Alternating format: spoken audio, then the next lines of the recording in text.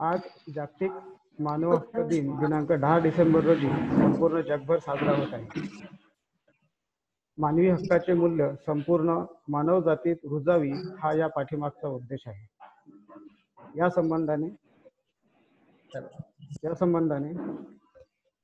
मार्गदर्शन करण्यासाठी आजच्या कार्यक्रमाचे अध्यक्ष प्राचार्य डॉक्टर गारोळे सर यांना मी विनंती करतो की त्यांनी मार्गदर्शनपर संबोधन करावे.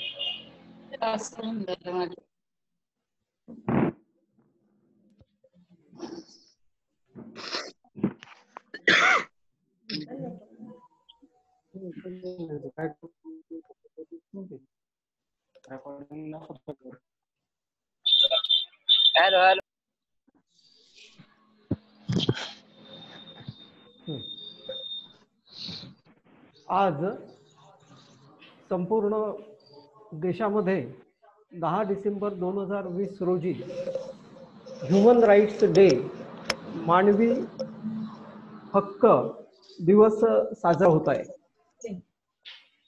या प्रसंगी या कार्यक्रमाला उपस्थित असलेले आपल्या महाविद्यालयाचे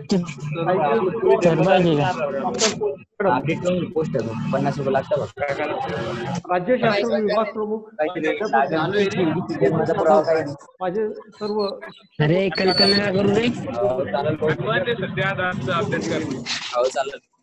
मित्रांनो,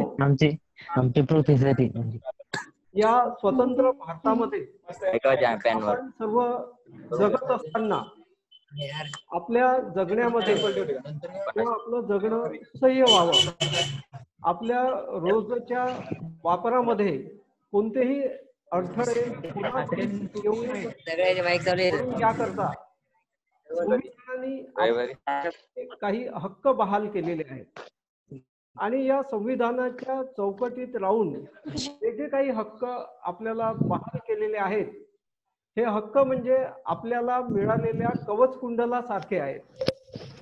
ज्याप्रमाणे तरुणाला कवच कुंडल मिळालेली होती,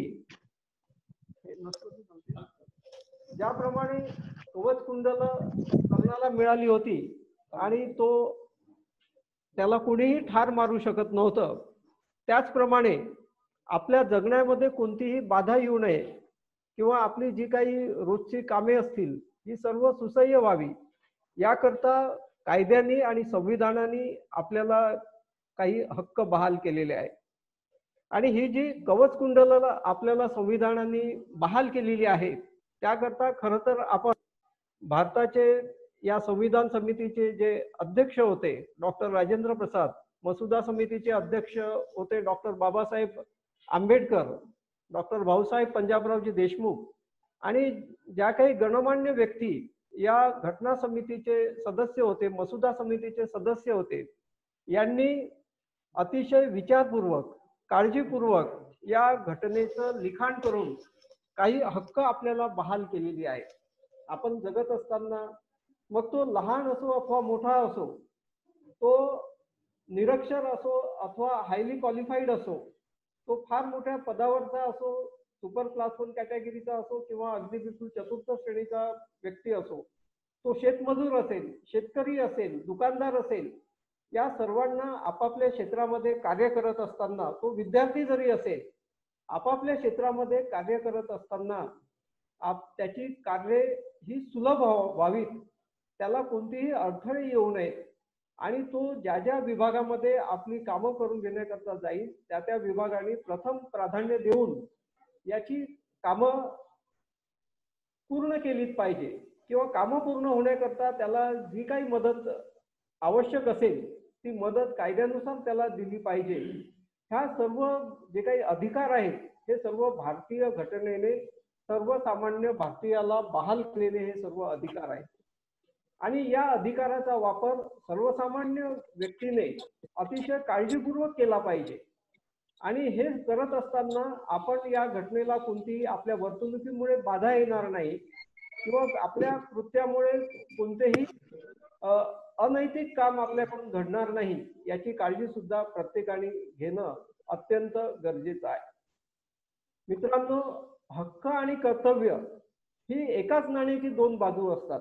घटनेने ज्याप्रमाणे आपल्याला हक्क बहाल केलेली आहेत, या हक्कासोबतच भारतीय नागरिकाची काही कर्तव्य सुद्धा आहेत. आजच्या घडीला आपण बघत आहोत की कोविड-19 कोरोना व्हायरस इन्फेक्शननी या भारतातच नव्हे तर संपूर्ण जगामध्ये थैमान घातलेला आहे आणि लक्षावधी लोकांना आपले प्राण या इन्फेक्शननी गमवावे लागलेले आहेत. त्याचा संपूर्ण जगातील देशांच्या अर्थव्यवस्थेवर परिणाम झालेला आहे. अर्थव्यवस्था आहे आणि सर्वसामान्य व्यक्ती हा रोज याला बळी पडत आहे. परंतु असं होत असताना मात्र आपली जी कर्तव्य आहेत ती कर्तव्य मात्र आपण विसरून जातो. जसं सार्वजनिक ठिकाणी वावरत असताना आपण मास्क वापरला पाहिजे, सतत सॅनिटायझरचा वापर आपण केला पाहिजे, सार्वजनिक ठिकाणी आपण फिजिकल डिस्टन्सिंगचं भान ठेवलं पाहिजे. आपण आजारी जर असू असं जर आपल्याला भासत असेल तर आपण ताबडतोब रोगाचं निदान आपण करून घेतलं पाहिजे. इतरांना सुद्धा या अपप्रवृत्तीपासून आपण परावृत्त केलं पाहिजे, ही आपली कर्तव्य आहे. परंतु ही कर्तव्य पाळताना मात्र बहुसंख्य नागरिक हे दिसत नाही आणि त्याच्यामुळे या रोगावर आपण कोणताही कंट्रोल आणू शकत नाही आहोत. ही दुर्दैवाची गोष्ट आहे. म्हणून हे सर्व करत असताना आपण आपल्या हक्कासोबत कर्तव्याची जाणीव सुद्धा ठेवली पाहिजे आणि प्रत्येक नागरिकांनी आपला हक्क जो काही आपल्याला कायद्यानुसार मिळालेला आहे त्या हक्काचा वापर करून कर्तव्याचं भान जर ठेवलं तर आपण एक सुदृढ राष्ट्र आपण निर्माण करू शकू आणि या सुदृढ सशक्त राष्ट्र निर्माण करण्यामध्ये सर्व नागरिकाचा हा आमचा सहभाग असू. कायद्यानुसार विभागाकरता काही काही नियम ठरवून दिलेले आहेत. त्याला चार्टरशिप असे म्हणतात किंवा नागरिकाला हक्क बहाल केलेली आहे. Hello sir. हॅलो. ज्या ज्या विभागामध्ये जाईल त्या विभागामध्ये त्याची कामे कशा रीतीने पूर्ण व्हावीत, त्याची कामे किती दिवसामध्ये पूर्ण व्हावीत, ही कामे पूर्ण होत असताना त्याला त्या विभागाचं कसं सहकार्य मिळेल, हे सर्व नागरी हक्क सनद ज्याला म्हणतात सिटीजन चार्टरशिप नुसार हे ठरवून देण्यात आलेली आहे. स्टुडंट चार्टरशिप असेल, विद्यार्थ्यांना काय काय हक्क बहाल केलेले आहेत. डॉक्टर चार्टरशिप असेल, डॉक्टर्सला काय काय हक्क बहाल केलेले आहेत. ज्या ज्या क्षेत्रातील व्यक्ती असेल त्या क्षेत्रामध्ये अशी सनद ही तयार करण्यात आलेली आहे आणि प्रत्येकाला याचा वापर करून आपली कामे सुसह्य कशी होतील याचा वापर करता येईल. मित्रांनो, या दिवशी मी सर्वांना पुनश्च एकदा शुभेच्छा देतो आणि या ठिकाणी मी थांबतो. धन्यवाद.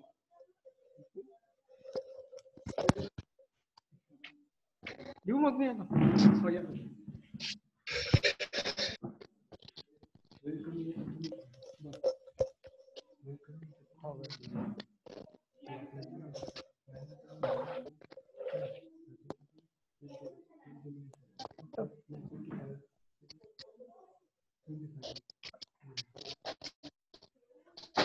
नमस्कार.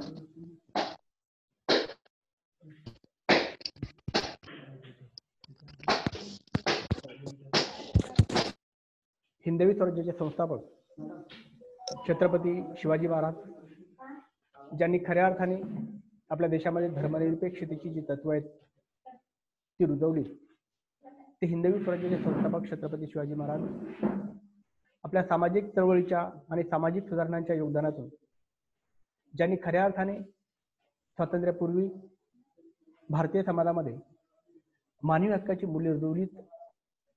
ते आद्य समाज सुधारक महात्मा ज्योतिबा फुले, राजर्षी शाहू महाराज, डॉक्टर बाबासाहेब आंबेडकर आणि त्याचबरोबर आपल्या संस्थेचे संस्थापक, आपल्या सर्वांचे प्रेरणा शिक्षण मंत्री डॉक्टर पंजाबराव उपाख्य भाऊसाहेब देशमुख आणि ज्यांनी सत्यशोधक समाज चळवळीच्या माध्यमातून कर्मठ परंपरावादी प्रवृत्तींच्या विरोधात जाऊन भारतीय समाजात मानवी हक्क रुजवण्याचं काम केलं, ते आपल्या माध्यमाचे संस्थापक पंडित पाटील या महामानवांना प्रथम अभिवादन करतो. आजच्या या कार्यक्रमाचे अध्यक्ष आमच्या महाविद्यालयाचे आदरणीय प्राचार्य डॉक्टर गारोडे सर, या कार्यक्रमासाठी प्रामुख्याने उपस्थित असलेल्या आमच्या ITCच्या कोऑर्डिनेटर डॉक्टर पोचे मॅडम, या कार्यक्रमाच्या संयोजक doctor Kalakhe madam, doctor Padwal sir, प्राध्यापक दिलीप गावंडे सर, त्याचबरोबर प्राध्यापक मुकुंद कोलते सर, प्राध्यापक नरेंद्र ठाकरे सर, सर्व या कार्यक्रमाला सहभागी झालेले आमच्या महाविद्यालयातील प्राध्यापक, विद्यार्थी बंधू आणि भगिनींनो, आज 10 डिसेंबर आणि आजच्या 10 डिसेंबर रोजी मानवी हक्क दिन अत्यंत उत्साहाने साजरा होतो आहे. याचं कारण असं की संयुक्त राष्ट्र संघटनेने, युनायटेड नेशन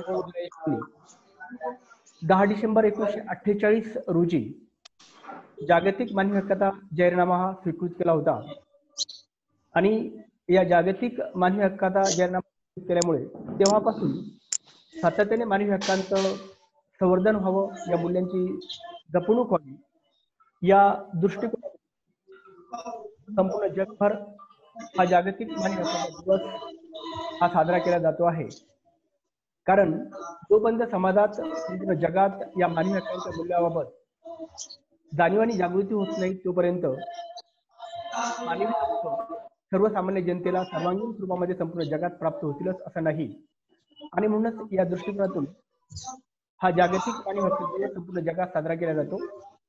मित्रांनो, मानवी हक्क किंवा मानवी अधिकार हा जो शब्द आहे, ही जी संकल्पना आहे, ही जागतिक पातळीवरची आहे. ही जशी कोणत्याही समाजासाठी, कोणत्या राष्ट्रासाठी लागू आहे, तशी ती संपूर्ण जगासाठी सुद्धा लागू आहे. अर्थात मानवी अधिकार किंवा मानवी हक्क हे समजून घ्यायच्या पूर्वी अधिकार म्हणजे नेमकं काय आणि त्यानंतर मानवी अधिकार म्हणजे नेमकं काय, याचं विवेचन मी आपल्या समोर करू इच्छितो. साध्या शब्दामध्ये अधिकार या शब्दाचा अर्थ असा होतो की संधी, ऑपॉर्च्युनिटी. म्हणजे ज्यावेळेस एखाद्या कुटुंबामध्ये, एखाद्या समाजामध्ये त्या कुटुंबातील सदस्यांना एखादी कृती करण्याची संधी प्राप्त होते, एखादी बाब करण्याची संधी प्राप्त होते, अर्थात तशी ऑपॉर्च्युनिटी प्राप्त होते, त्याला आपण अधिकार असं म्हणतो. उदाहरणार्थ, एखाद्या कुटुंबात मुलींना शिक्षणाचा अधिकार नाही, म्हणजेच मुलींना शिक्षणाची संधी नाही, म्हणजेच त्यांना तो अधिकार नाही. त्या कुटुंबात मुलींना शिक्षणाची संधी आहे, म्हणजे त्यांना शिक्षणाचा अधिकार आहे. एखाद्या समाजात मुली किंवा बहुजन समाजातील सदस्यांना, व्यक्तींना शिक्षण घेण्याची संधी आहे, म्हणजेच तो अधिकार त्या समाजाने त्यांना दिलेला आहे. म्हणून अगदी साध्या शब्दामध्ये अधिकार या शब्दाचा अर्थ संबंधित व्यक्तींना एखादी बाब, एखादी कृती करण्यासाठी संधी उपलब्ध करून देणे हा होतो. म्हणजेच एक प्रकारची ऑपॉर्च्युनिटी त्यासाठी अत्यंत आवश्यक असते. राज्यशास्त्रामध्ये, राज्यशास्त्रीय भाषेत जर अधिकार या शब्दाचा अर्थ आपल्याला समजून घ्यायचा असेल तर हेरॉल्ड लॉस्की या पाश्चात्य विचारवंतांनी अधिकार या संकल्पनेची अत्यंत चांगल्या प्रकारची व्याख्या केलेली आहे.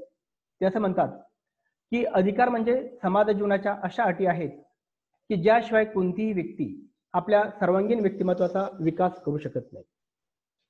म्हणजेच सामाजिक जीवन जगत असताना समाजाने घालून दिलेल्या अशा अटी म्हणजेच अधिकार आहेत की ज्याशिवाय कोणत्याही व्यक्तीला स्वतःच्या व्यक्तिमत्वाचा सर्वांगीण विकास करता येणं शक्य नसतं. म्हणून ज्या समाजात आपण राहतो त्या समाजाने आपलं दैनंदिन जीवन जगण्यासाठी ज्या काही अटी किंवा जे काही नियम तयार केले असतात, त्या नियमांच्या अधीन राहून आपण जर कृती केल्यात, आपण जर कार्य केलं, तर पर्यायाने आपल्या व्यक्तिमत्वाचा सर्वांगीण विकास होऊ शकतो, असा याचा अर्थ होतो. दुसरा एक विचारवंत असं म्हणतो की अधिकार म्हणजे समाजाने मान्य केलेली आणि राज्याने कायदा करून अंमलात आणलेली व्यक्तीची मागणी होय. आता ही व्याख्या अधिकाराची जर आपण लक्षात घेतली तर आपल्याला लक्षात येईल की अधिकार म्हणजे समाजाने मान्य केलेली आणि राज्याने कायदा करून अंमलात आणलेली व्यक्तीची मागणी, की ज्याला न्यायालयीन संरक्षणही प्राप्त झाले, तिला आपण अधिकार म्हणतो. म्हणजे कोणतेही अधिकार जर व्यक्तीला प्राप्त करायचे असतील आणि उपभोगायचे असतील तर त्यासाठी 2 कंडिशन महत्वाच्या आहेत. पहिली कंडिशन आहे समाजाची मान्यता त्यासाठी असणं अत्यंत आवश्यक आहे. त्याचबरोबर राज्याने कायदा करून त्याला तशा प्रकारचं संरक्षण उपलब्ध करून देणं अत्यंत गरजेचं आहे. जर फक्त राज्याने कायदा केला आणि जर म्हटलं की व्यक्तीला अधिकार दिलेत तर कदाचित त्या अधिकारांची अंमलबजावणी, त्याचा उपभोग घेणं शक्य होणार नाही. उदाहरणार्थ, राज्याने कायदा केला, स्वातंत्र्यापूर्वी बहुजन समाजाने बहुसंख्य महिलांना शिक्षणाचा अधिकार नव्हता. मग राज्याने कायदा केला, आपण घटनेत तरतूद केली की महिलांना सुद्धा किंवा बहुजन समाजातील व्यक्तींना सुद्धा शिक्षणाचा अधिकार आहे. परंतु समाजात तशा प्रकारचं पोषक वातावरणच नसेल तर कोणतेही कुटुंब, त्या कुटुंबातील कर्मठ सदस्य, कारभारी हे आपल्या कुटुंबातील मुलींना शिक्षणासाठी पाठवणार नाही. राज्याने कायदा केला, अधिकार दिला, पण सामाजिक मान्यता नसल्या कारणाने त्या कुटुंबातील प्रमुख व्यक्ती आपल्या मुलींना शिकायला पाठवणार नाही. म्हणजे याचा अर्थ असा होतो की जोपर्यंत सामाजिक मान्यता प्राप्त होत नाही तोपर्यंत राज्याने पास केलेल्या कायदेशीर अधिकारांना कोणत्या प्रकारचा अर्थ होत. म्हणूनच पण ते माणूस नाही राहिला ना. व्याख्या त्यांनी केलेली आहे की अधिकार म्हणजे समाजाने मान्य केलेली आणि राज्याने कायदा करून व्यक्तीची आणि मान्यता इकडे ये ना मग. म्हणजेच अधिकार असा याचा अर्थ होतो. आणि म्हणूनच ही व्याख्या अधिक संयुक्तिक आहे, अधिक परिपूर्ण आहे असं मला वाटतं. मग अधिकार हे व्यक्तीच्या व्यक्तिगत विकासाशी संबंधित आहे. आणि म्हणून एखाद्या राज्याने आपल्या राज्यातील नागरिकांना कोणत्या आणि कशा प्रकारचे अधिकार द्यावेत हे त्या त्या राज्याच्या संविधानावर, त्या राज्याच्या संसदेवर, त्या राज्याच्या शासनावर डिपेंड आहे. म्हणजेच आपलं राज्य, आपलं शासन आपल्याला जे अधिकार देईल त्यांचाच आपण उपभोग घेऊ शकतो. भारतीय घटनेनुसार भारतीय नागरिकांना जे अधिकार प्राप्त झालेले आहेत त्यांचाच उपभोग आपण घेऊ शकतो. परंतु जे अधिकार आपल्याला प्राप्त झालेले आहेत तेच अधिकार पाकिस्तानातील नागरिकांना असतील, चीनमधील नागरिकांना असतील किंवा अमेरिकन नागरिकांना असतील असं काही कंपल्सरी नाही. उदाहरणार्थ अमेरिकन नागरिकांना आपल्या आत्मसंरक्षणासाठी शस्त्र बाळगण्याचा अधिकार आहे, परंतु भारतीय संविधानाने, भारतीय शासनाने आपल्याला शस्त्र बाळगण्याचा अधिकार दिलेला नाही. उलट शस्त्र बाळगणे हा गुन्हा ठरवलेला आहे. परंतु अमेरिकन संविधान किंवा भारतीय संविधानाने व्यक्तींना अभिव्यक्ती स्वातंत्र्याचा अधिकार दिलेला आहे, संघटना स्थापन करण्याचा स्वातंत्र्य दिलेलं आहे, तो अधिकार दिलेला आहे. पण चीनच्या सरकारने, चीनच्या घटनेने मात्र तेथील नागरिकांना तो दिलेला नाही. आपल्याकडे धर्मनिरपेक्षतेचा एक वातावरण आहे, धार्मिक स्वातंत्र्याचा अधिकार आहे, पण आपल्या शेजारी असलेल्या पाकिस्तानमध्ये मात्र धार्मिक स्वातंत्र्याचा अधिकार नाही. सांगायचं तात्पर्य असं की एखाद्या राज्याने आपल्या देशातील नागरिकांना कोणत्या आणि कशा प्रकारचे अधिकार द्यावेत हे त्या त्या राज्याच्या घटनेवर किंवा शासनावर डिपेंड असतं, अवलंबून असतं. म्हणून अधिकार ही गोष्ट एका बाजूला आपण थोडी संकुचित स्वरूपामध्ये राज्य व्यवस्थेअंतर्गत तिचा विचार करतो, परंतु या तुलनेमध्ये मानवी अधिकार आणि राज्याचे अधिकार याची तुलना जर आपल्याला करायची झाली तर आपल्याला लक्षात येईल की मानवी अधिकार आणि राज्याचे अधिकार याच्यामध्ये महत् अंतर आहे, मोठा अंतर आहे. जसं मी तुम्हाला सांगितलं की एखाद्या राज्याने आपल्या देशातील नागरिकांना कोणते अधिकार द्यावेत किंवा कोणते देऊ नयेत, त्यांचं स्वरूप नेमकं काय असावं हे निश्चित करण्याचा अधिकार त्या त्या देशाला आहे. तसं पक्ष स्थापन करण्याचा अधिकार, संघटना स्थापन करण्याचा अधिकार भारतीय नागरिकांना आहे, पण चीनच्या नागरिकांना नाही. कारण तिथल्या शासनाचे अधिकार त्यांनी नागरिकांना दिले ते वेगळे आहेत, आपले वेगळे आहेत. परंतु मानवी अधिकारांचं तसं नसतं. मानवी अधिकार हे वैश्विक अधिकार असतात. मानवी अधिकार हे कोणत्या देशाच्या सीमेमध्ये, कोणत्या देशाच्या राजकीय व्यवस्थेच्या चौकटीमध्ये आपल्याला बद्ध करता येत नाही. ते वैश्विक अधिकार आहेत. पूर्ण विश्वात जिथे जिथे मानव असेल, तो कोणत्या रंगाचा असेल, तो स्त्री असेल, पुरुष असेल, तो गरीब असेल, श्रीमंत असेल, तो विकसित देशातील असेल, गरीब देशातील असेल, कोणत्याही देशाचा माणूस व्यक्ती असला तर जगाच्या पाठीवरील सर्व व्यक्तींसाठी समान स्वरूपाचे वैश्विक अशा प्रकारचे जे अधिकार असतात त्यांना मानवी अधिकार असं म्हणतात, मानवी हक्क असं म्हणतात.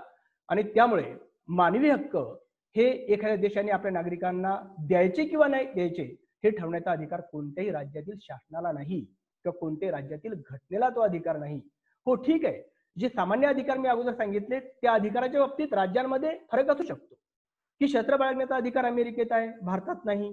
धार्मिक स्वातंत्र्याचा अधिकार आहे, पाकिस्तानमध्ये नाही. किंवा दुसऱ्या बाजूला संघटना स्थापन करण्याचा अधिकार भारतात आहे, चीनमध्ये नाही, हे म्हणता येऊ शकतं. परंतु मानवी हक्काच्या बाबतीत जगातील कोणताही देश, कोणतेही राष्ट्र असं म्हणू शकत नाही की आमच्या देशात हे मानवी हक्क आमच्या नागरिकांना देणार नाही. कारण मानवी हक्क वैश्विक आहेत, विश्वव्यापी आहेत. ते कोणत्याही राज्याच्या राजकीय व्यवस्थेच्या चौकटीत, राज्याच्या सीमेमध्ये कोणता येत नाहीत.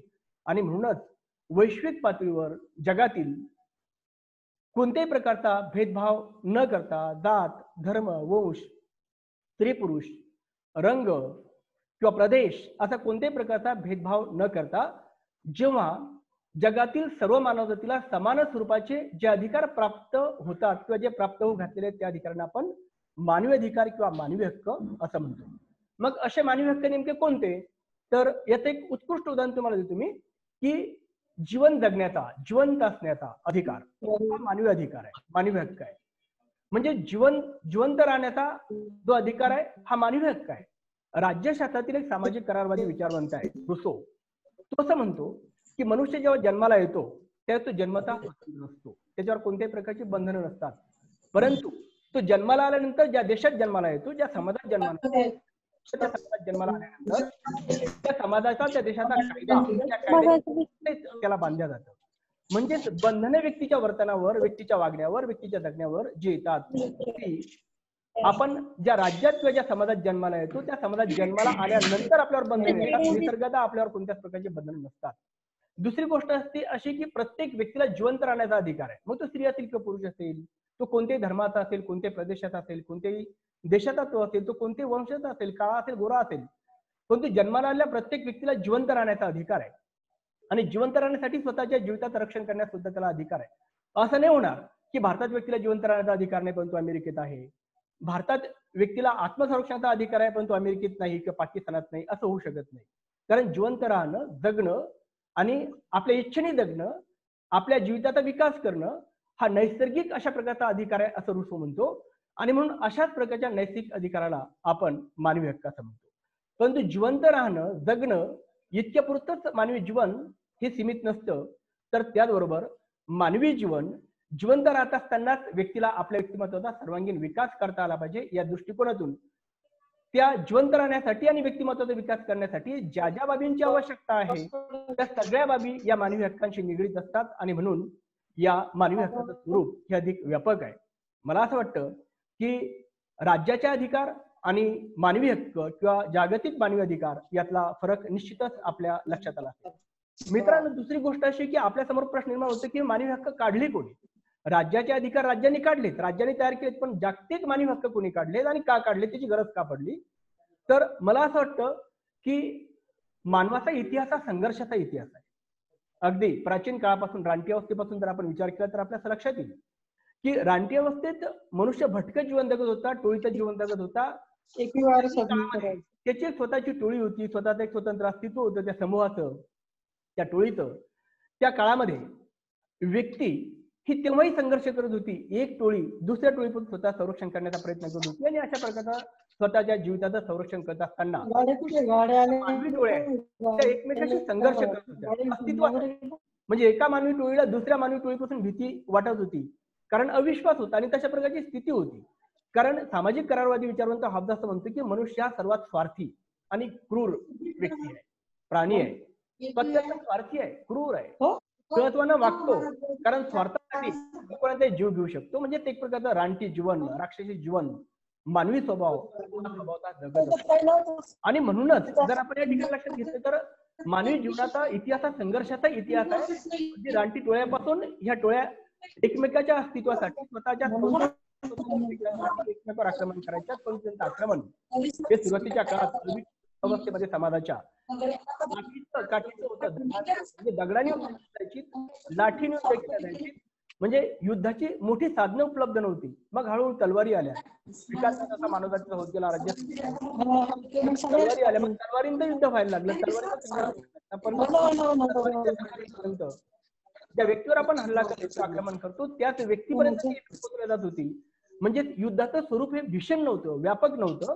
2 टोळ्यांमध्ये 50 माणसांमध्ये जरी युद्ध झालं तरी बाकी इतर समूहाला, मानवी समूहाला आपल्याला क्रायटेरियाची माग भरून द्यायची आहे ना.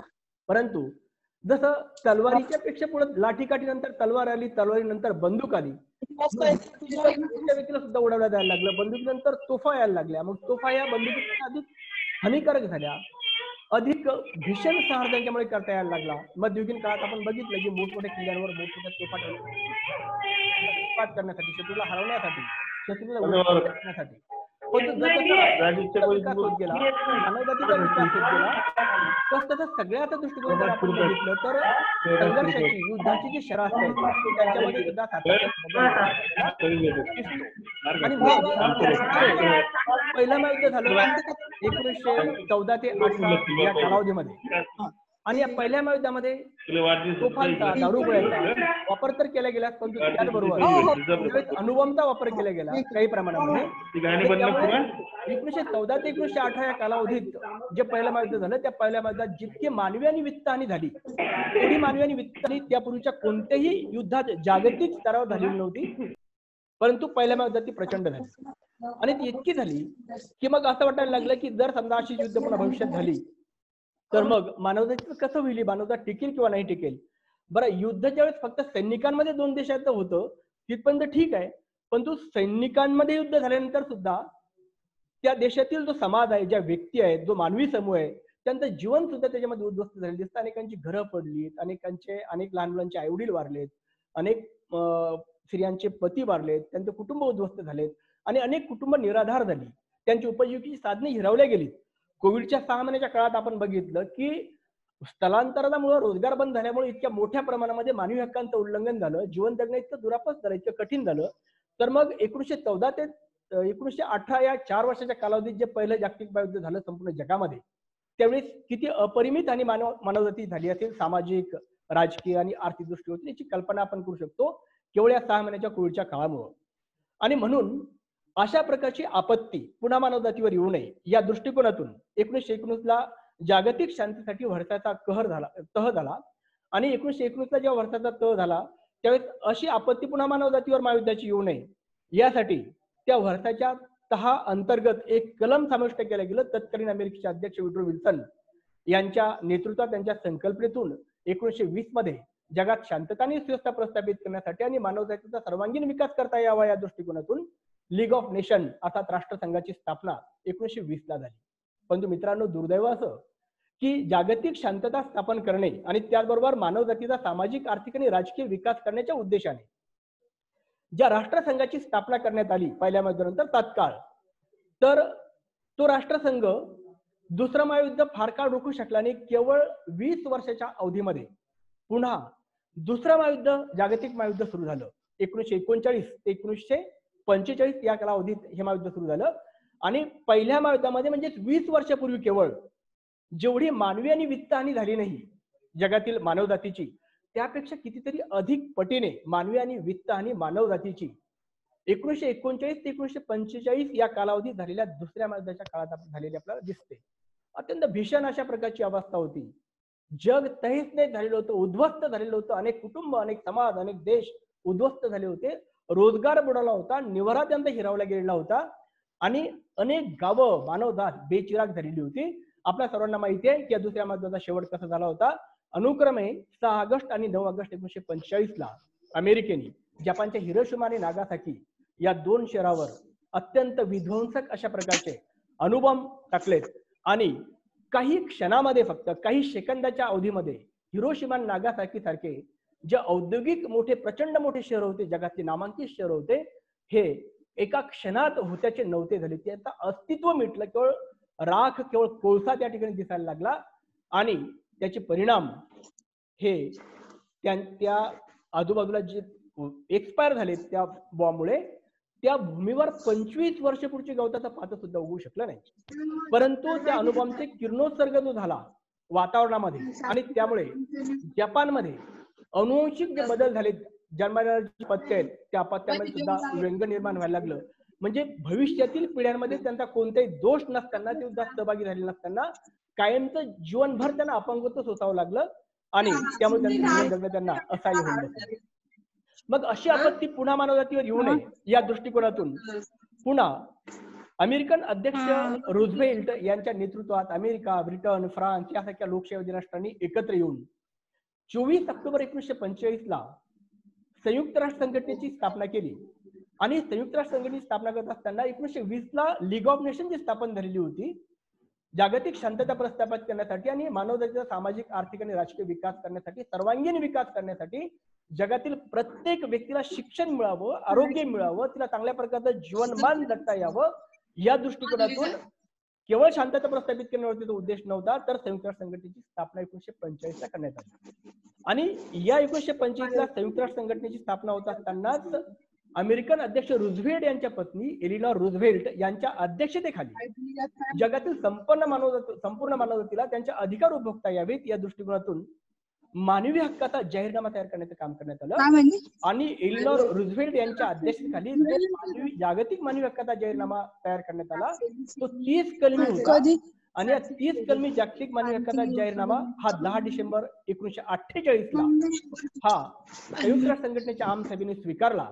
आणि तेव्हापासून संयुक्त राष्ट्र संघटनेच्या माध्यमातून आणि संयुक्त राष्ट्र संघटनेच्या सदस्यांच्या, जबाबदार सदस्यांच्या माध्यमातून संपूर्ण जगात मानवी हक्कांचं संरक्षण केलं जावं, त्यांचा प्रचार आणि प्रसार व्हावा, त्यांची जपणूक व्हावी, जगातील संपूर्ण मानवजातीचा विकास व्हावा. केवळ अमेरिका, ब्रिटन आणि फ्रान्सच नाही, तर जी काही गरीब राष्ट्र आहेत, जी काही अविकसित राष्ट्र आहेत, ज्या राष्ट्रातील मानवजात, मग ते कृष्णवर्णीय असोत किंवा कोणती असोत, त्यांना त्यांचे लोकशाही अधिकार, मानवी हक्क, जीवन जगण्याचा अधिकार, चांगलं जीवनमान, उच्च स्तराचं जीवनमान जगण्याचा अधिकार, त्यांना शिक्षण मिळावं, त्यांना चांगल्या प्रकारचं आरोग्य मिळावं, त्यांना निवारा मिळावा, त्यांना रोजगार मिळावा, त्यांचा आर्थिक विकास व्हावा, त्यांचं राजकीय जीवन चांगल्या पद्धतीने त्यांना जगता यावं, या दृष्टिकोनातून या जागतिक मानवी हक्कांच्या जाहीरनाम्यानंतर प्रसार करण्याचा प्रयत्न हा संयुक्त राष्ट्र संघटनेने केला. आणि तेव्हापासून 10 डिसेंबर हा दिवस संपूर्ण जगात मानवी हक्क दिन म्हणून साजरा केला जातो. उद्देश हा की जगातील संपूर्ण मानवतेला मानवी अधिकार मिळाले पाहिजेत, त्यांचा सर्वांगीण अशा प्रकारचा विकास हा झाला पाहिजे, हा त्या पाठीमागचा मूळ हेतू होता.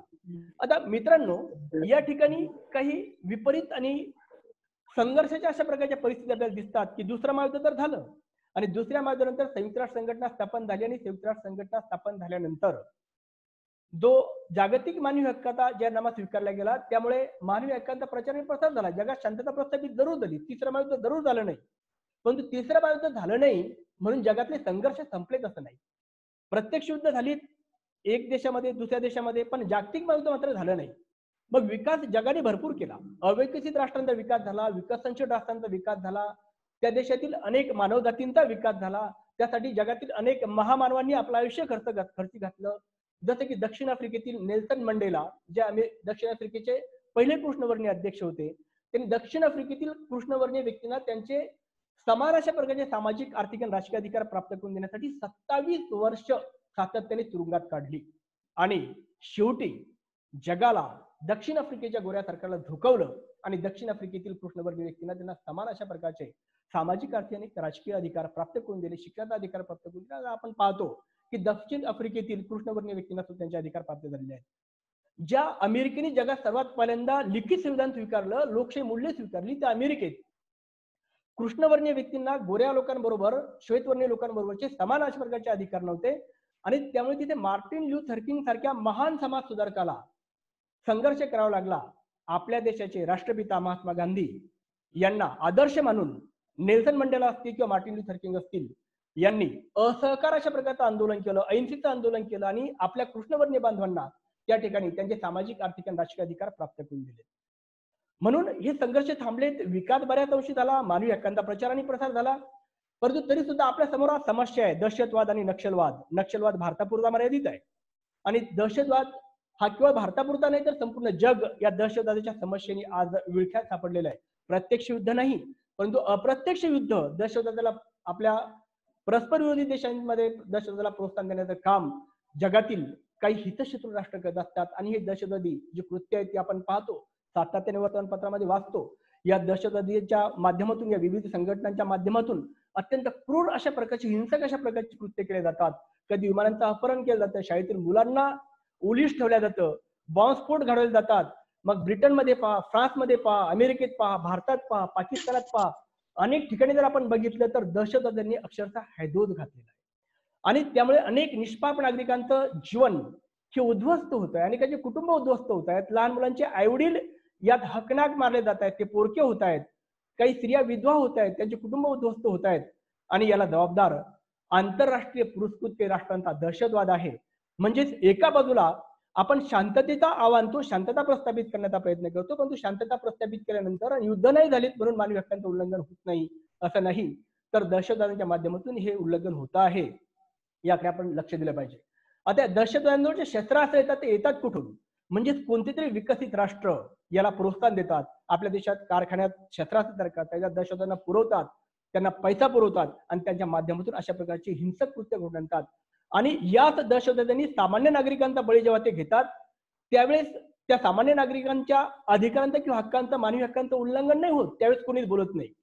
परंतु दहशतवादी पकडताना त्याने जर प्रतिकार म्हणून फायरिंग केलं, त्याला जर मिलिटरीने एखाद्या देशाच्या किंवा त्या देशातील पोलिसांनी जर फायर केलं, त्यात जर ते मारले गेलेत, तर मात्र जगातील काही ज्या मानवी हक्क संघटना आहेत, बेगडी अशा प्रकारच्या ज्या मानवी हक्क संघटना आहेत, त्या दहशतवादाच्या बाजूने उभे राहतात, त्यांच्या हिंसक कृत्याच्या बाजूने उभे राहतात आणि त्या देशाच्या शासन व्यवस्थेवर बोट ठेवतात, त्यांच्यावर प्रश्नचिन्ह निर्माण करतात की तुम्ही दहशतवाद्यांच्या मानवी हक्कांचं उल्लंघन केलं. परंतु त्यावेळेस हे मानवी हक्कांचे संरक्षण असलेल्या बेगडी आंतरराष्ट्रीय संघटना आहेत, त्या संघटना मात्र त्या दहशतवाद्यांकडून विनाकारण हिंसा करून जेव्हा निष्पाप नागरिकांचा बळी ते घेतात त्यावेळेस त्या नागरिकांच्या मानवी हक्कांसाठी कधीही आवाज उठवत नाही. मित्रांनो, आपल्या जम्मू आणि काश्मीरमधील जे हिंदू पंडित आहेत त्यांना ज्यावेळेस दहशतवाद्यांनी धमकीने त्यांना मारून ज्यावेळेस जम्मू काश्मीरमधून बाहेर काढलं, लाखो हिंदू बांधव त्यावेळेस दिल्लीमध्ये येऊन राहिले, देशाच्या विविध भागात येऊन राहिले, त्यावेळेस त्यांच्या मानवी हक्कांच्या बाबतीत कोणतीच संघटना बोलली नाही. की त्यांचं घर गेलं, त्यांची जमीन गेली, त्यांचं गाव गेलं, त्यांची उपजीविकेची साधनं गेली, त्यावेळेस कोणीच काही बोललं नाही. परंतु त्या दहशतवाद्यांवर ज्यावेळेस भारतातील पोलीस किंवा मिलिटरी कारवाई करते त्यावेळेस मात्र त्यांच्या मानवी हक्कांसाठी गळा काढणाऱ्या काही संघटना आहेत. तर या जागतिक समुदायातील जागतिक शक्तिशाली राष्ट्रांची ही जी दुहेरी नीती आहे, ही दुहेरी नीती जागतिक मानवी हक्काचं संरक्षण करण्यामध्ये अपयशी ठरते आहे. खूप मोठा अडथळा आहे असं मला वाटतं. आणि म्हणून आपण सर्वांनी या बाबतीत जागरूक होणं अत्यंत आवश्यक आहे. जीविताचा अधिकार असेल, उपजीविकेचा अधिकार असेल, शिक्षणाचा अधिकार असेल, बालकामगारांचे प्रश्न असतील, स्त्रियांची समस्या असतील आपल्या देशातील, या सोडवण्यासाठी आपल्या देशातील प्रत्येक नागरिकाने, प्रत्येक युवकाने संघटित होणं अत्यंत गरजेचं आहे. आजच पेपरला एक बातमी आली, कोरोना काळामध्ये बालकांवर अत्याचार होण्याचं प्रमाण 11% वाढलं, स्त्रियांवर अत्याचार होण्याचं प्रमाण 10% वाढलं. 21व्या शतकामध्ये सुसंस्कृत समाजात जाणाऱ्या समाजात जर अशी कृत्य घडत असतील तर मग आपण खरोखर प्रगतीच्या दिशेने जातो आहे, मानवी हक्क संरक्षण करण्याच्या दिशेने जातो आहोत, की आपण पुन्हा परत रानटी युगाकडे परत चाललेलो आहोत. आणि मग आपल्या मानवी हक्कांची नेमकी दिशा कोणती याचा विचार आपण या ठिकाणी करणं अत्यंत गरजेचं आहे. आपण मानवी हक्कांचा विचार करू शकतो, त्यांची रुजवणूक करू शकतो. त्यासाठी आपल्यासारख्या युवकांची मदतीची गरज आहे.